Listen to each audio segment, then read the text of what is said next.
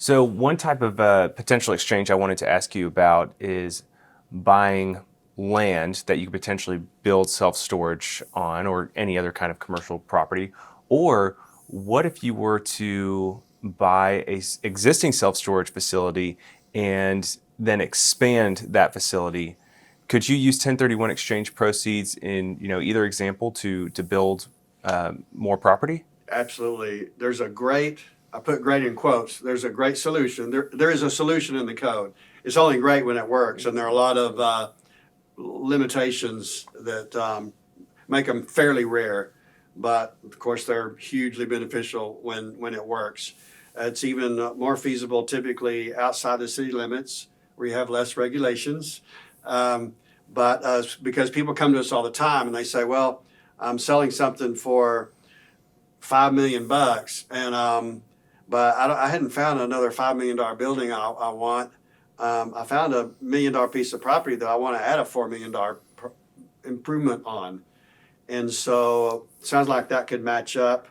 And one big negative, like not buying into partnerships, is you can't count anything you spend on a property after you buy it with the 1031. You may have other ways to write it off, depreciation, but if you sell something in a 1031, say for $5 million, and you buy a property, if you go ahead and buy it in your name, that's all you bought. If you only spent $1 million on the land, that's it. You pay taxes on $4 million if your gain was that much.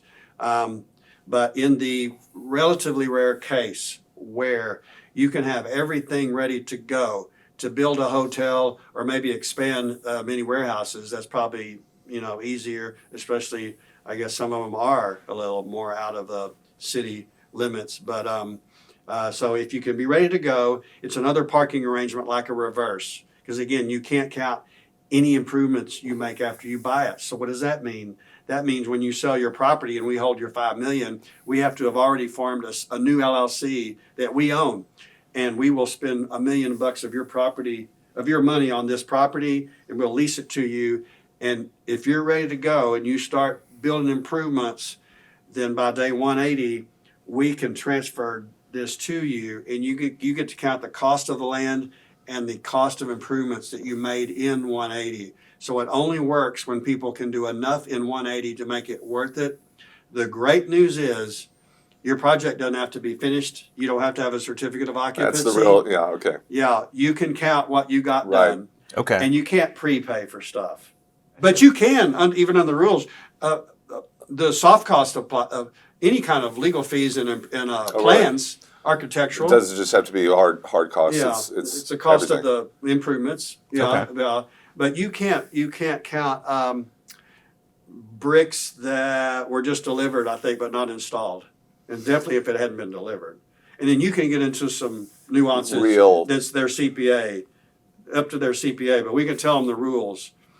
Not only can you can count what you spent, but not more. But also, believe it or not, within 45 days after closing your sale, you actually have to identify as good as you can the amount of improvements you're going to get done. Now, I haven't seen them be butts about that. You have to wind up buying significantly the same as you wrote down.